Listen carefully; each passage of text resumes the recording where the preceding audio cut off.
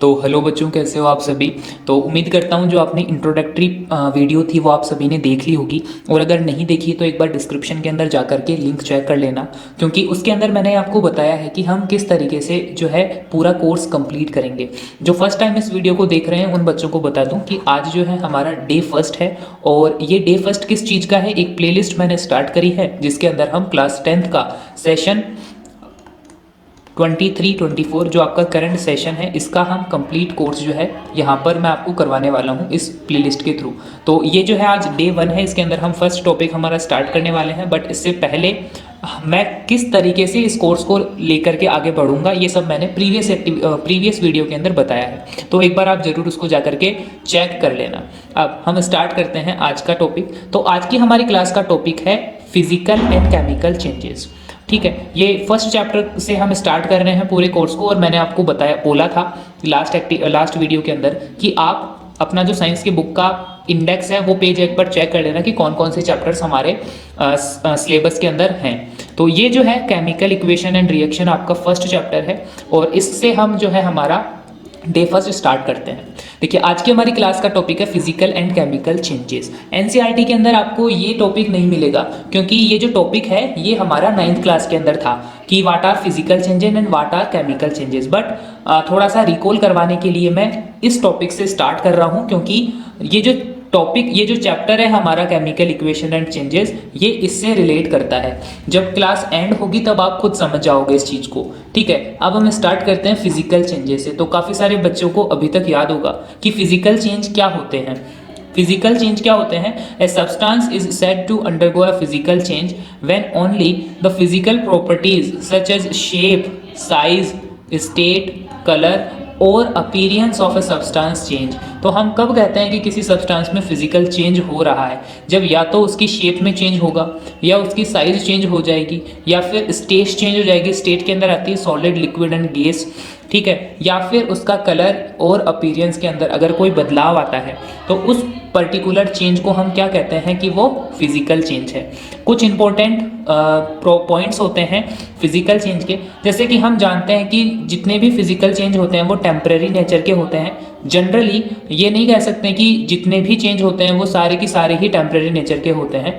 कुछ जो हैं वो परमानेंट नेचर के भी हो सकते हैं, तो हम जनरली वर्ड यहाँ पर लगाते हैं। तो जनरली टेम्परेरी इन नेचर, जो फिजिकल चेंज होते हैं वो टेम्परेरी होते हैं। टेम्परेरी का मतलब होता है बेटा कि ये वो चेंज होते हैं जिनको हम वापस से ठीक कर सकते हैं। इनिशियल स्टेट में हम वापस से उन चीज़ को लेकर के आ सकते हैं। ठीक है, दूसरा पॉइंट होता है कि नो न्यू सब्सटेंसेस फॉर्म।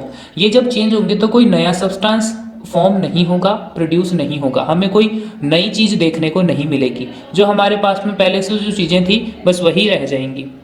तीसरा पॉइंट आता है does not affect the internal structure of a substance. Physical change जब भी होता है तो ये इंटरनल स्ट्रक्चर को मॉडिफाई नहीं करता, इसमें केवल रीअरेंजमेंट होता है मॉलिक्यूल्स का। ठीक है, फॉर एग्जाम्पल जैसे कि हम बात करते हैं स्टेट कन्वर्जन की। स्टेट कन्वर्जन का मतलब, एक एग्जांपल ले लो कि हमारे पास में कोई सॉलिड चीज़ थी जो कि लिक्विड में कन्वर्ट हुई है। एक सॉलिड चीज़ थी जो कि लिक्विड में कन्वर्ट हुई है। अब यहाँ पर बेटा क्या होगा, यहाँ पर उस चीज़ के मॉलिक्यूल्स जो हैं वो केवल रीअरेंज करेंगे, क्योंकि हम जानते हैं सॉलिड के अंदर क्या होता है, सॉलिड के अंदर क्लोजली पैक्ड स्ट्रक्चर होती है, मॉलिक्यूल्स जो हैं बिल्कुल क्लोजली पैक्ड होते हैं। जब ये मॉलिक्यूल्स लिक्विड के अंदर कन्वर्ट होंगे तो इनके अंदर थोड़ा थोड़ा इंटर मॉलिक्यूलर स्पेस जो है वो इंक्रीज हो जाएगा। बट ये जो मॉलिक्यूल्स हैं ये खुद चेंज नहीं हो जाएंगे। ठीक है, इनकी जो कैरेक्टरिस्टिक्स हैं, इनकी जो नेचर है वो वही रहेगा जो पहले था। तो इसका कहने का मतलब है कि जब फिजिकल चेंज होता है तो केवल मॉलिक्यूल्स रीअरेंज होते हैं अपने प्लेस से, उनके अंदर कोई भी इंटरनल स्ट्रक्चर जो है वो चेंज नहीं होती। ठीक है, फिर लास्ट पॉइंट जो आता है कि most of the physical changes are reversible. खूब सारे ऐसे लगभग सभी फिजिकल चेंजेस ऐसे होते हैं जो रिवर्सिबल नेचर के होते हैं। रिवर्सिबल का मैंने आपको बताया बेटा कि ऐसे चेंजेस जिनका रिवर्स करना पॉसिबल है।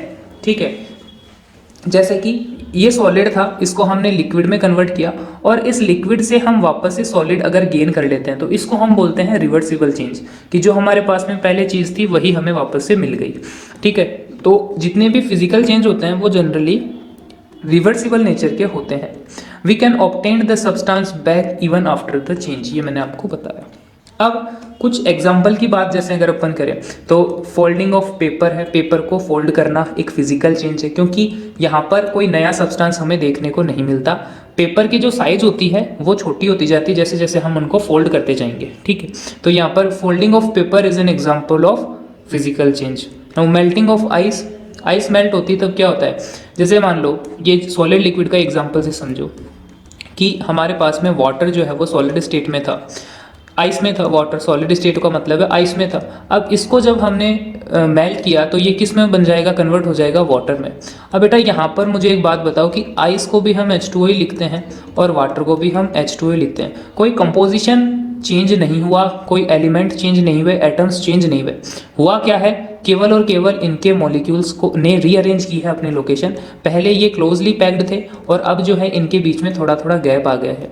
तो जैसे बॉइलिंग ऑफ वाटर तो है जो है वो क्या हो जाएगा, एक फिजिकल चेंज हो जाएगा। इसी तरीके से कंडेंसेशन, वेपराइजेशन, जितने भी स्टेट कन्वर्जन की जितनी भी प्रोसेस होती है वो सभी फिजिकल चेंज के अंदर काउंट होती है।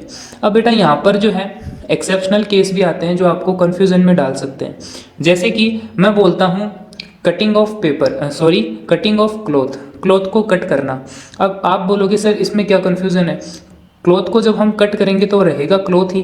बट बेटा यहाँ पर आपको ये देखना है कि कटिंग ऑफ क्लॉथ जो है ना वो इरिवर्सिबल नेचर का है। अगर आपने एक बार क्लॉथ को कट कर दिया तो वो ऑटोमेटिकली जुड़ नहीं जाएगा, ठीक है। तो इसे हम रिवर्स नहीं कर सकते, ये एक तरीके का इरिवर्सिबल चेंज होता है। बट होता फिजिकल चेंज ही है, क्योंकि यहाँ पर पहले भी वो क्लॉथ ही था और कट होने के बाद में भी क्लॉथ ही रहेगा।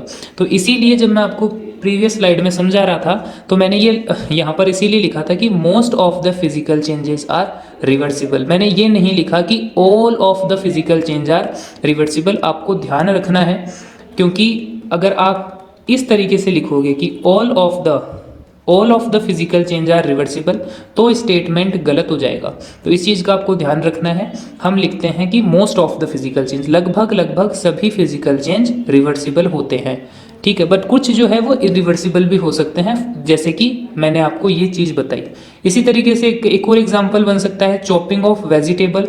वेजिटेबल को जब हम कट करते हैं, अब वेजिटेबल को अगर हम कट करेंगे तो लास्ट में कट होने के बाद में भी वो वेजिटेबल ही रहेगी और कट होने से पहले भी वो वेजिटेबल ही थी। बट यहाँ पर ये जो चेंज है अगेन इरिवर्सिबल चेंज है। इन छोटी छोटी बातों का आपको ध्यान रखना है। तो आई थिंक कि आपको ये जो चीज़ है थोड़ा सा रिकॉल हुआ होगा, लगभग वही चीज़ है जो अपन ने 9th में पढ़ी है, कोई नई बात मैंने आपको नहीं बताई है। केमिकल चेंज को भी जल्दी से एक बार देख लेते हैं।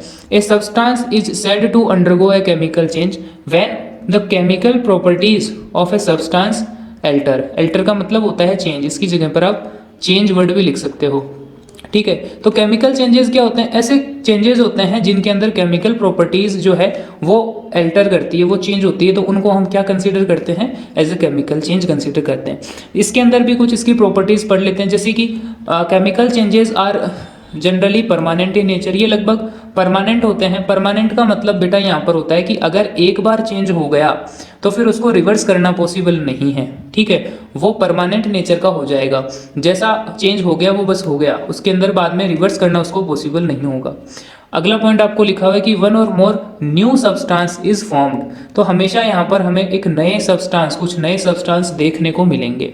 फिर अगला हो गया forms of energy such as heat, light, sound may be emitted और अब्जॉर्ब। हो सकता है कि जब चेंज हो तो हीट जो है वो प्रोड्यूस हो या फिर हीट जो है वो एब्जॉर्ब हो, लाइट एनर्जी निकले, साउंड एनर्जी निकले।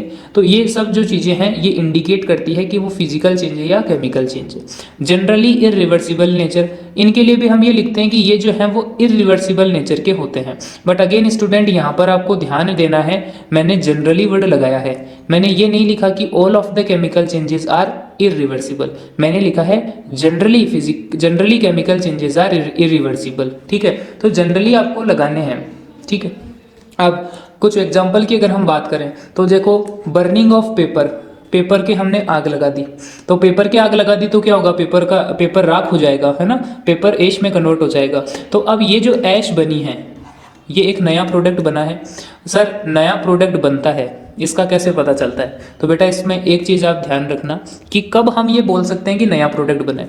जो हमारा इनिशियल प्रोडक्ट था, ठीक है, इनिशियल प्रोडक्ट जो था, इनिशियल प्रोडक्ट की कैरेक्टरिस्टिक्स अगर चेंज हो जाए तो हम हमेशा ये कंसीडर करेंगे कि वो एक नया प्रोडक्ट बन गया। अब जैसे कि हम पेपर का कंपैरिजन ऐश के साथ करें तो पेपर के जो क्वालिटीज़ हैं, पेपर के जो कैरेक्टरिस्टिक्स हैं वो ऐश से बिल्कुल अलग है। ऐश के अंदर अलग ही कैरेक्टरिस्टिक आ गए, अलग ही प्रॉपर्टीज आ गई, तो इसलिए हम बोलते हैं कि एक नया जो है वो प्रोडक्ट बन जाएगा, राख बन जाएगी। और जब नया प्रोडक्ट बनता है, कोई नया सब्सटेंस बनता है, तो उस टाइप के चेंज को हम केमिकल चेंज कंसिडर करते हैं। ठीक है, ऐसे ही रस्टिंग ऑफ आयरन आप अच्छे से समझते हो। सेटिंग ऑफ कर्ड, दही का जमना, इसका मतलब होता है, तो ये आपका केमिकल चेंज हो जाएगा। डाइजेशन ऑफ फूड जो है वो आपका केमिकल चेंज हो जाएगा। अब इन सभी जो एग्जाम्पल है इनमें आप ये नोट करोगे कि कुछ ना कुछ नया सब्सटेंस जो है वो बना है, और नए सब्सटेंस बनने के बाद में उसका रिवर्स करना पॉसिबल नहीं है, क्योंकि ये सारे के सारे जो भी चेंज हुए हैं ये परमानेंट नेचर के चेंज हैं, इनका रिवर्स करना पॉसिबल नहीं है। यहाँ पर भी जो एक एक्सेप्शनल केस आता है, जैसे यहाँ पर एक्सेप्शनल मैंने इसलिए लिखा कि देखो यहाँ पर लिखा हुआ है burning of candle. Burning of candle को मैंने एक्सेप्शन में इसलिए डाला कि जो बर्निंग ऑफ कैंडल है ना, ये चेंज बोथ नेचर का, बोथ का मतलब ये फिजिकल भी है, ये केमिकल भी है। कैसे है? बर्निंग ऑफ कैंडल यानी कि एक मोमबत्ती जो है वो जल रही है, एक मोमबत्ती जल रही है, इसके अंदर फिजिकल चेंज भी हो रहा है और केमिकल चेंज भी हो रहा है। कैसे? देखो, जब कैंडल बर्न होगी तो कैंडल जो वैक्स है वो मेल्ट होगी, ठीक है ना, मेल्टिंग ऑफ वैक्स होगी, वैक्स जो है वो मेल्ट होगी। तो मेल्टिंग जो है, वैक्स का मेल्ट होना एक तरीके का फिजिकल चेंज है, तो इसलिए हम इसको फिजिकल चेंज कंसिडर करेंगे। वहीं अब आप जानते हो कि अगर बर्न होगी वैक्स तो वो जो है वो वेपर में कन्वर्ट होगी, कंबशन हो जाएगा वैक्स का, और कंबशन जो प्रोसेस होती है वो हमेशा केमिकल नेचर की होती है। यहाँ पर क्या हो रहा है, वैक्स का कंबशन भी हो रहा है, जल भी रही है वैक्स, तो कंबशन ऑफ वैक्स जो है वो केमिकल नेचर की हो गई। तो केमिकल चेंज और फिजिकल चेंज दोनों हो रहे हैं जब हम बर्निंग ऑफ कैंडल की बात करते हैं, तो इसलिए हम यहाँ पर क्या कहेंगे कि burning of candle is shows both type of change, chemical change और फिजिकल चेंज साइमल्टेनियसली। अब हाँ, ये पॉसिबल है, इसके अलावा भी कई सारे एग्जाम्पल हो सकते हैं। तो हम ये नहीं कह सकते कि अगर कोई चेंज फिजिकल है तो वो फिजिकल में ही कंसिडर होगा, हो सकता है कि फिजिकल और केमिकल चेंज साइमल्टेनियसली अकर हो, तो ये कोई नई बात नहीं है। तो इस तरीके से जो है हमने ये देखा कि हमारा जो है इंट्रोडक्शनरी पार्ट था, ये मतलब फर्स्ट डे के अंदर हमने फिजिकल केमिकल चेंज की पढ़ाई करी, जिसमें हमने फिजिकल चेंज को कवर किया और केमिकल चेंज को कवर किया। केमिकल चेंज को इसलिए कवर किया क्योंकि अगला जो टॉपिक हम पढ़ेंगे केमिकल रिएक्शन नेक्स्ट क्लास के अंदर, ये केमिकल रिएक्शन होती क्यों है, इसके होने के पीछे केमिकल चेंज जो है वही रेस्पॉन्सिबल है। जब भी कभी केमिकल चेंज होता है एक केमिकल रिएक्शन होती है, ठीक है। तो इस केमिकल रिएक्शन को समझाने के लिए मैंने आपको केमिकल चेंज जो है वो वापस से रिकॉल करवाया, और एक स्टेटमेंट आज की क्लास से जो है वो निकल करके आया। ये जो है आपका अल्टीमेट जो है स्टेटमेंट है। इसी स्टेटमेंट को समझाने के लिए मैंने ये पूरी क्लास लगाई कि जब भी कभी केमिकल चेंज होता है एक केमिकल रिएक्शन जो है वो होती है। अब अगली क्लास में हम ये पढ़ेंगे कि केमिकल रिएक्शन क्या होती है, ठीक है। अगर आपको वीडियो पसंद आया है, कंटेंट अच्छा लगा तो वीडियो को लाइक करना, अपने क्लासमेट के साथ शेयर करना यूट्यूब चैनल को इसको, और जो है अगली वीडियो देखने के लिए वापस से जो है इसी चैनल को विजिट करना।